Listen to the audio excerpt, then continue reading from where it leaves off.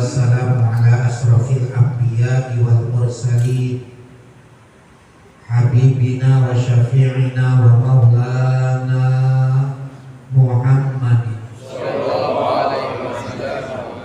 wa ala alihi wa sahbihi ajma'in. Amma ba'du ayyuhal hadirun, usikum wa nafsi bitaqwallah wa ta'atihi la'allakum tuflihun. Wa qala Allah ta'ala fil Qur'anil Karim wa huwa asdaqul qailin. A'udzu billahi minasy syaithanir rajim. Ya ayyuhalladzina amanu taqullaha haqqa tuqatih wa la tamutunna illa wa antum muslimun. Wa qala aydan ya ayyuhalladzina amanu qu anfusakum wa ahlikum nar. Al-ayat. Sadaqallahul azim wa sadaqar rasulun nabiyul habibul karim wa nahnu ala dzalika minasyahidin wa syakirin walhamdulillahi rabbil alamin. Segenap para asatidz yang sama-sama kita muliakan, yang mohon maaf dan disebutkan namun tidak mengurangi rasa hormat dan takjub saya kepada beliau-beliau, khusus kepada DKM Mushola An-Nur, khusus ketua-ketua RT dari RT 04, RT 05, RT 06, 3 RT ngaji man segini, 04, 05, 06. Tapi gak apa-apa dah, yang perwakilannya enggak. Iya, yang penting ada perwakilannya, bisa dipertanggungjawabkan. Iya, emang ditambah juga cuacanya hujan. Emang sebetulnya kalau hujan-hujan begini yang enak bukan pergi ngaji. Ngapain? Minum prokol campur tarameh, tidur merokol sambil musap-musap tarameh. Iya. Segenap para jamaah yang sama-sama insya Allah kita selalu berada dalam lindungan Allah Subhanahu wa ta'ala. Begini, Nabi pernah memberikan nasihat kepada para sahabat. Kata Nabi, kullun nas naimun idza matu tabuh. Kata Nabi ini Romli, kata Nabi, seluruh umat manusia pada hakikatnya mah tidur. Ini kita yang lagi hidup di dunia nih, yang lagi ngaji nih, kata Nabi manusia mah seluruhnya tidur. Idza matu, apabila manusia udah mati, apabila manusia mati, kalau kita nih mati, tabuun, kita baru sadar, itu hidup yang sebenarnya. Sekarang mah kita lagi ngimpi, orang lagi tidur sih. Biasanya kalau orang tidur, ngapain tidur? Setiap orang tidur pasti ngimpi. Cuman ngimpi itu ada yang kita bisa ingat, ada yang tidak bisa kita ingat. Ngimpi, hidup di dunia ini kayak orang ngimpi. Sadar-sadar kalau udah mati, hidup yang sebenarnya. Sekarang mah kita lagi ngimpi nih kayak orang tidur. Haji sadar, ngimpi jadi ustad. Ya kemana-mana, tangannya dicium, sendalnya diamanin, pulang dapat berkat. Lagi ngimpi jadi ustad, wajar. Ntar kalau saya udah mati, tabuun, baru sadar hidup yang sebenarnya. Oh kemarin mah gue lagi ngimpi jadi ustad. Sekarang hidup yang sebenarnya nih, gue lagi digebukin sama malaikat mungkar nakir. Dengan kalau ngimpi, saya ngimpi orang hormat. Kayak kita tidur om, kayak kita tidur. Kayak tidur, Masya Allah, kita tidur jalan-jalan naik pesawat. Di samping kita ada Desi Ratnasari sebelah kanan, ada Syahrini sebelah kiri. Wih, nikmat, luar biasa. Begitu mendusin, apa kata kita? Suwe, cuma ngimpi. Tuh gitu tuh. Ada juga kita ngimpi, orang lagi ngimpi hidup. Dia lagi ngimpi. Kita pergi kemana-mana naik pesawat. Waduh, enak banget naik pesawat. Tahu-tahu pesawatnya kehabisan bensin. Kena, Pak, jatuh nih, melintir-melintir pagi nih, jatuh. Wah, begitu belum sampai ke bumi, kita udah mendusin. Astagfirullahaladzim. Alhamdulillah, cuma ngimpi. Ngimpinya mah ngimpi gak enak. Diuber-uber ulah sanca. Udah mau kena, kita kaget bangun. Alhamdulillah, cuma ngimpi. Bayangnya cuma ngimpi. Kalau bener mah udah habis gua dimakan sama ulas sanca. Paham belum nih? Paham belum nih? Bukan kalau udah paham kita udah aneh aja ngaji. Pak iza matu, apabila engkau telah mati, tamun. Engkau baru sadar sesungguhnya, oh hidup itu begitu nanti. Ditanya sama mungkar nakir, bini kita enggak ngikut kan dikubur, enggak ngikut. Motor NMAX kita tuh yang baru lunas, yang tiap hari kita gosokin, begitu kita mati kan enggak kita bawa. Kemarin mah ngimpi. Buktinya gua enggak ditemenin sama bini gua. Buktinya motor NMAX gua enggak bawa. Rada-rada takut saya, tapi nyebutnya rada-rada takut ribet. Iya, nyebut NMAX jadi takut ribet gitu. Iya, takut kepleset. Iya.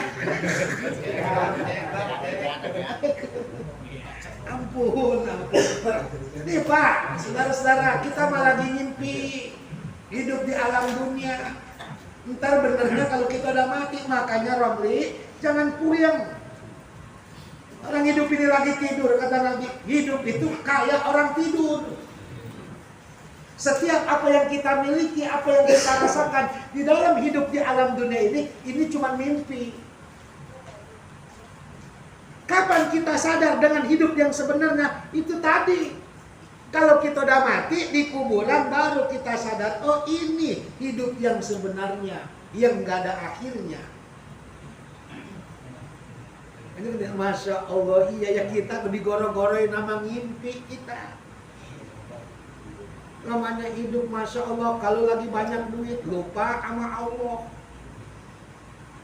Kalau lagi gak punya duit baru ingat sama Allah. Kan begitu kita mah. Begitu.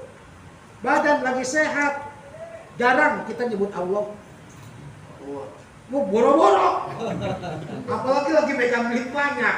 Masya Allah, habis kawin yang kedua sama janda muda. Udah lupa sama Allah dah. Tapi kalau lagi nggak enak, lagi nggak enak, lagi susah hidup, ditambah gigi lagi sakit. Emang apa yang kita sebut? Istighfar mulu, astagfirullahaladzim, ya Allah. Baikin apa ini gigi? Nggak sanggup. Kapan lagi susah? Padahal Pak, hidup mah sama aja Pak. Susah adalah ujian, senang adalah ujian. Hidup ini ujian sampai kita mati. Diuji. Anak sehat kita diuji, anak sakit kita diuji. Kalau anak kita sehat diuji, minta jajan mulu anak kita. Iya. Nggak boleh lihat ada tukang bakso lewat, duit, diuji kesabaran kita. Anak sakit sama diuji. Banyak duit diuji. Nggak punya duit diuji, Rob. Mendingan nggak punya duit. Nah, iya, ujiannya lulus. Orang kalau nggak punya duit, diujinya dengan nggak punya duit, diuji dengan kemiskinan, insya Allah lulus. Nggak pernah nyawer kalau ada dangdut. Ya orang nggak punya duit, apa yang mau dibuat nyawer? Nggak mikirin punya mobil, nggak mikirin pajak motor. Ya motornya kagak gablek, masa lu pikirin pajaknya? Jadi enak, indah hidup itu. Kalau diuji dengan kemiskinan, orang rata-rata berhasil. Makanya kelihatan orang mah kalau lagi miskin, lagi susah, sama duit nggak punya, lain. Sembayangnya rada-rada bener. Iya, sampai tidur-tidur di musola. Iya, habis johor, sampai tidur di musola habis johor. Habis kalau jam pulang juga bakal diomelin sama bininya. Mendingan dia tidur di musola. Kalau lagi nggak punya duit, ujian sampai kayak begitu tuh kita. Tapi kalau kita diuji dengan punya harta, punya kedudukan, punya pangkat, punya jabatan, punya duit, insya Allah ujiannya nggak bakal lulus. Kenapa? Sebab orang punya duit, pikirannya lain. Pikirannya lain. Makan aja nih, makan, pengennya jauh. Nah, iya. Makan pengennya di Cianjur, beraknya di Bandung. Ya, saking punya duit. Nah, iya. Makan di puncak, berak di Bandung. Ampun. Lagunya kayak begitu emang, Rom. Lagunya kayak begitu. Maka syukur alhamdulillah kita diberikan kehidupan sederhana. Nggak ada yang susah hidup kalau kita mau nerima. Nggak susah, Rom. Asal kita nerima. Yang susah itu yang kita nggak nerima. Alhamdulillah. Rumah begini juga udah syukur alhamdulillah masih bisa makan. Sehari 2 kali, 3 kali. Ya wajar aja. Gue sekolah SMA aja kagak lulus. Wajar aja, masa sekolah SMA aja kagak lulus pengen jadi lurah, nyeksa.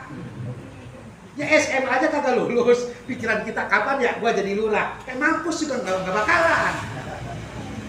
Begitu. Jadi indah hidup yang ada aja kita rawat. Kenapa emang? Kita mah baru lagi ngimpi, wajar. Ada ngimpi kita ngimpi nggak enak, ada ngimpi kita ngimpi enak. Kayak tadi ngimpi di berurel, kagak enak banget. Wah, takut, sedih, deg-degan hati. Begitu menusin, apa kata kita? Alhamdulillah, cuma ngimpi. Oke, enak banget. Nikah, apa namanya, ngimpi kawin lagi. Dia sama janda yang baru punya anak 1. Mana dipestain lagi nangkap organ tunggal. Idi, malam pertama itu mimpinya. Baru kita pegang. Masya Allah, ternyata cuma ngimpi. Gitu, Rom.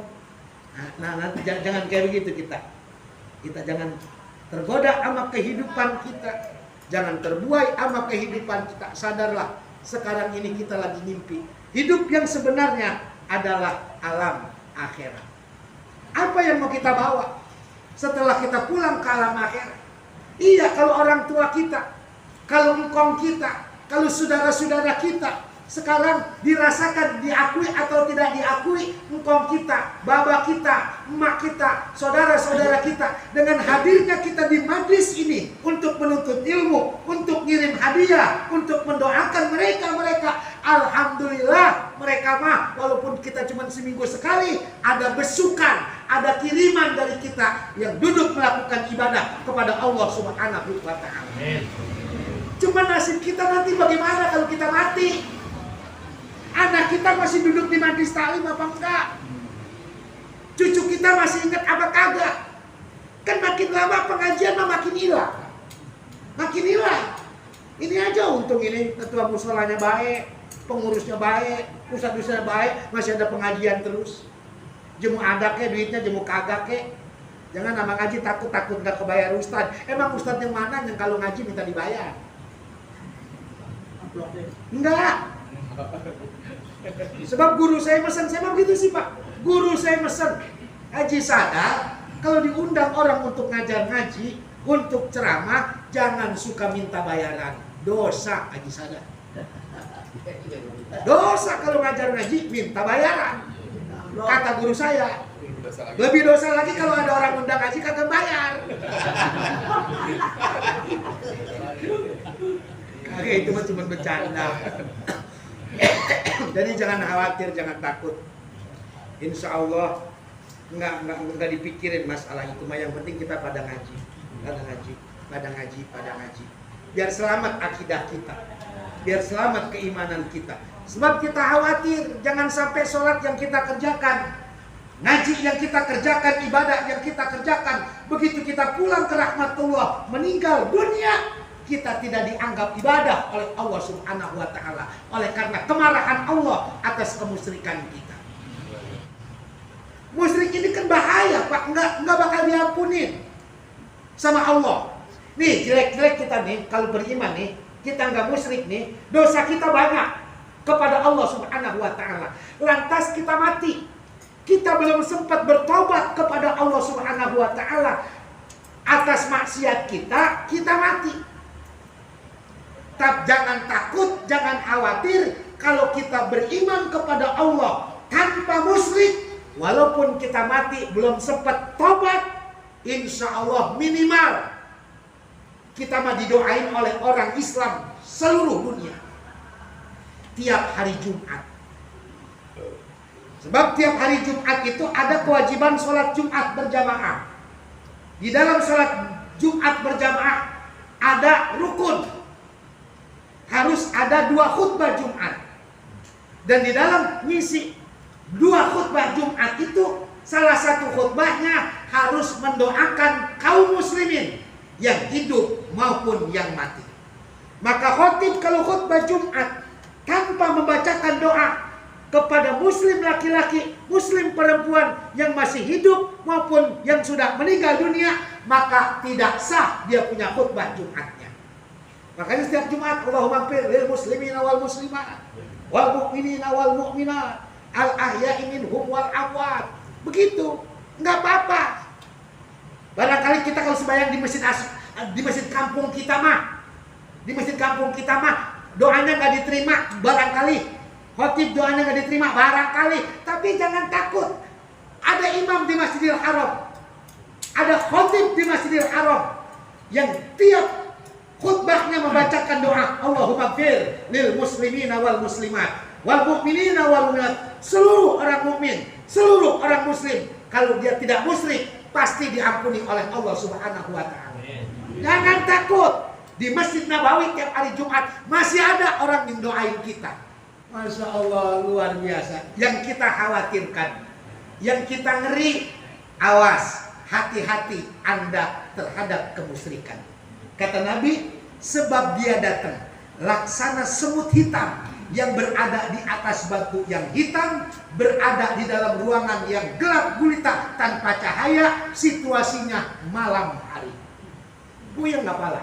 Semutnya semut hitam, nemploknya di batu hitam, adanya di kamar gelap pada waktu malam hari. Kelihatan apa kagak? Enggak bakal kelihatan. Itulah kemusyrikan yang dikhawatirkan oleh Nabi ada di dalam diri kita. Kita nggak kelihatan kemusyrikan itu ada di kita. Kita nggak tahu kemusyrikan itu nggak ada di kita. Makanya ngaji. Insya Allah kita, oh ini mah dilarang sama agama. Sembahyang kita mah kurang benar, udah emang ilmu kita segitu, jangan kuyang-kuyang. Kita mah nggak bisa baca Fatihah, udah emang ilmu Fatihah kita segitu aja udah, jangan pakai ni enggak, emang kita bisa segitu, tapi terus duduk ngaji.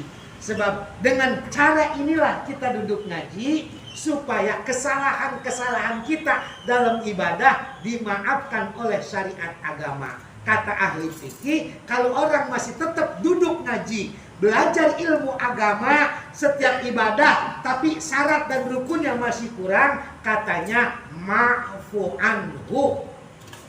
Kesalahannya itu dapat dimaafkan oleh agama. Kalau apa yang nggak dimaafin, kita rasanya nggak berani sembahyang. Mendingan jangan sembahyang. Percuma sembahyang juga. Kenapa emang? Ilmunya kita nggak punya. Kata Ibnu Ruslan, wa kullu man bi ghairi ilmi ya'mal amalahu mardudatun la tuqbal. Setiap orang yang beribadah dengan tidak pakai ilmu, ibadahnya ditolak oleh Allah Subhanahu wa Ta'ala. Kata Ibnu Ruslan. Tapi kata ahli fikih mah udah, emang udah enggak punya ilmu, sembahyang mah sembahyang aja. Wala bedoli kek, anta kek, emang bisanya cuma segitu. Tapi syaratnya harus duduk belajar, harus duduk ngaji, insya Allah salah dan dosa kita diampuni oleh Allah Subhanahu wa Ta'ala. Dan mudah-mudahan karena kita rajin ngaji, ya rajin ngirim doa kepada ahli kubur kita, nanti kita udah mati pun ada orang yang mendoakan kita. Minimal anak cucu kita, ya walaupun sekarang rada-rada bandel dikit, biarin aja. Anak emang bandel biasa. Anak bandel biasa, Rob, biasa.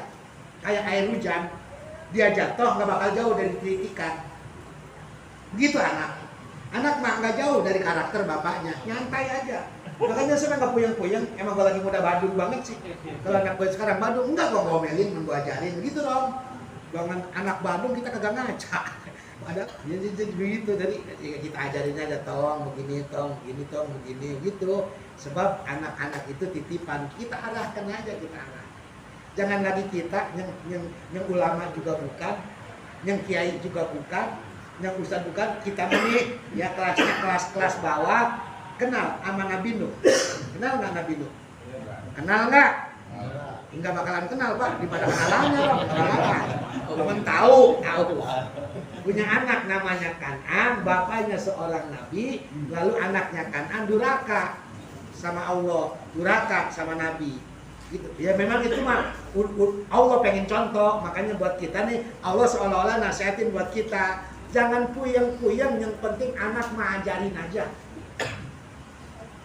Jangan puyeng-puyeng, jangan merasa begini, anak mah ajarin aja, kalau nggak sempat ngajarin titipin sama ustaz, suruh belajar.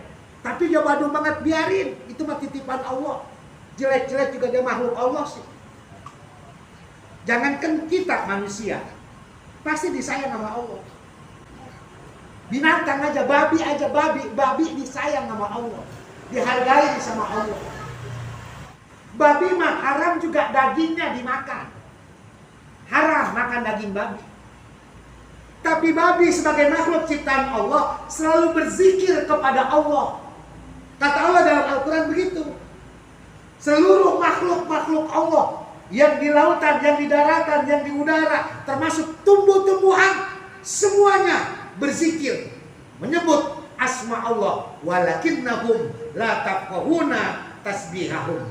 Akan tetapi kalian nggak paham, nggak ngerti tentang zikirnya binatang, tentang zikirnya ayam, tentang zikirnya burung, tentang zikirnya kucing, tentang zikirnya anjing, tentang zikirnya babi, tentang zikirnya sapi.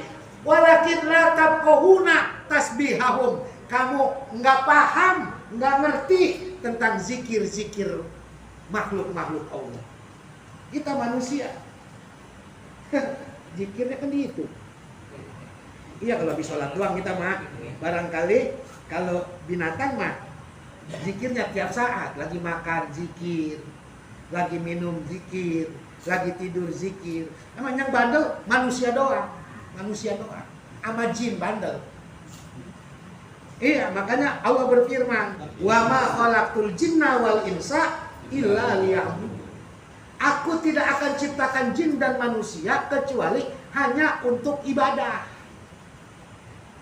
Kenapa makhluk lain gak disebut, binatang gak disebut, hewan gak disebut, tumbuh-tumbuhan gak disebut, gunung gak disebut? Sebab yang punya sifat membangkang cuma dua makhluk Allah, antara jin dan manusia. Maka hewan mah gak membangkang, tumbuh-tumbuhan mah gak membangkang. Yang tukang membangkang kita manusia. Makanya Allah katakan, wa ma khalaqtul jinna wal insa illa liya'budun.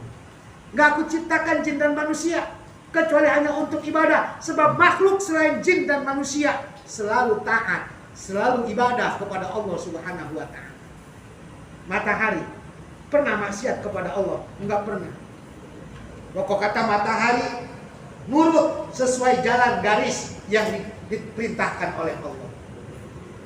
Kata ahli fisika, andaikan matahari bergeser 1 derajat saja ke arah kanan, maka dunia ini pasti akan beku. Kalau dia bergeser, nggak ngikutin jalannya, pasti dunia ini akan beku. Kalau dia bergeser 1 derajat saja ke kiri, dunia ini pasti akan terbakar. Alhamdulillah, matahari nggak pernah maksiat. Dan nggak pernah males, dia mah nggak pernah males. Kalau kata setiap jam 6 muncul, terbit, ya terbit. Nggak pakai nungguin, lah masih ngantuk jam 8 aja, enggak. Pasti udah waktunya. Nggak pernah goro-goroin kita. Ya, waktunya sono apa terbenam, waktunya turun sesuai dengan waktu, nggak pernah ngingkarin. Lah udah capek banget bro, jam 4 mau turun aja udah gelap, mau turun aja jam 4 gelap, masa maghribnya jam 4? Nggak pernah. Adapun bergeser 2 menit 3 menit ya itu karena perputaran bumi. Kalau mataharinya mah tetap ayo pulang pergi begitu aja, nggak pernah capek. Nah, ada yang ditanyain? Udah paham lah. Paham ngaji mah yang bikin puyeng mah. Iya yang bikin puyeng mah karena nggak punya duit sih. Iya. Yang bikin puyeng mah kita mah nggak pernah bingung Pak sama sholat kita. Kita mah nggak pernah bingung sama sholat kita kira-kira bener apa kagak, nggak pernah bingung. Yang kita bingung kan gini, bagaimana kira-kira ternak gua selamat nggak sampai 30 hari? Begitu, Hendri. Iya. Nah, jangan sampai mati, jangan sampai bulan Pak begitu. Yang kita puyengin itu dagang kita bagaimana supaya untung puyeng. Bayang kita mah nggak pernah. Makanya dari tahun 98 saya jadi ustaz sampai tahun 2002 berarti berapa tahun tuh? 30 tahun. Saya jadi ustaz, nggak ada orang yang ujuk-ujuk datang ke rumah saya, Pak Ustaz, ini coba dengerin dah. Bacaan Fatihah saya udah bener apa belum? Nggak ada. Pak Ustaz, ini ruku saya udah bener apa belum? Kagak ada. Ada yang bagaimana Pak Ustaz? Masya Allah, kredit motor udah 3 bulan gak bayar-bayar. Gitu doang yang ada tuh. Bagaimana dia kata kayak Rong nih. Gimana sih Pak Ustaz ya supaya dagang lancar gitu. Nggak ada. 30 tahun jadi ustaz belum datang ke rumah ya.